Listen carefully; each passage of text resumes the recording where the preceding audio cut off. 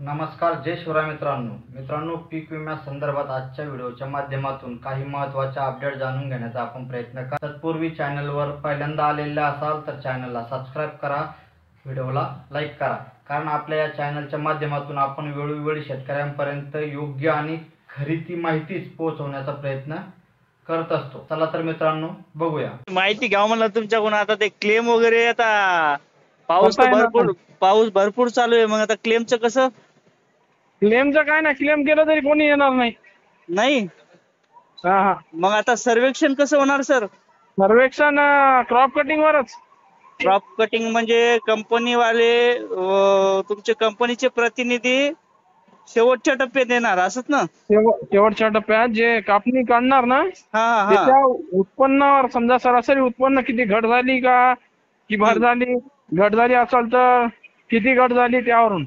म्हणजे मागच्या 2 ते 3 वर्षाची आणेवारी काढून त्यानुसार मागच्या 4 वर्षाची आणि या वर्षाची।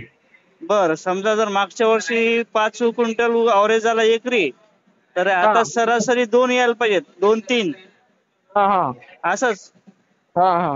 तरी यावेळेस घट झाली, मोठ्या प्रमाणात घट आहे। हो भरपूर आहे। आता काही शेतकऱ्याचे तर क्लेम करायचं बी काम नाही, ते जमिनीत उत्पन्न पिकत राहिलं नाही। क्लेमचा अधिकारच नाही समजा, क्लेम फक्त नावासाठी क्लेम राहिलाय।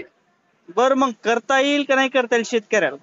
करता येईल, मात्र करून पण काय फायदा नाही, कोणी देणार नाही, त्याची दखल कोणीच घेणार नाही। म्हणजे ते ऍक्सेप्ट बी करणार नाही कंपनी? कंपनीनं क्लेम तुम्ही करा किंवा करा, त्यांना काय घेणं देणं नाही कंपनीचे। बरं, कंपनी डायरेक्ट क्रॉप कटिंग वर सगळं काम करणार आहे। मग ती मंडळानुसार का सर? बर बर बर बर बर कारण की आता कसं ठराव, आता हे नाही का पुढच्या वर्षी बंद झालं पाहिजे। बर, पुढच्या वर्षी शेतकऱ्याने उठाव केले पाहिजे। तुम्ही म्हणले होते ते बरोबर होते की आपण तुम्ही बोलला, न्यूज टाकली होती बघा, तुम्ही म्हणले होते की तुम्ही शेतकऱ्याने एकजूट व्हा आणि हिंगोली आपल्या ऑफिसला तिथं मोर्चा काढा, तर तुमचं काहीतरी होईल शेतकऱ्याचं। यावेळेस लोकांना ते कळलं नाही कासाठी म्हणायलो आपण। ते त्याला वाटलं की कंपनीवाल्याचा काहीतरी फायदा आहे, पीक विमा कंपनीचा। आणि क्लेम करायचं जे अधिकार होता तुमच्याकडे, बरोबर, हिरावून घेतलं पूर्ण गव्हर्नमेंटनं। बरोबर आहे। आणि दुसरी गोष्ट, या नेते लोकांनी एवढं बी बाऊ करून टाकला त्या क्लेमचा, आणि ते पीक विम्याची कंपनी चालत नाही, ती वेबसाईट चालत नाही, शेतकऱ्याला त्रास व्हायला। आता कसं बोला ना। यावर्षी किती एनरोलमेंट केलं आणि यावर्षी किती केले?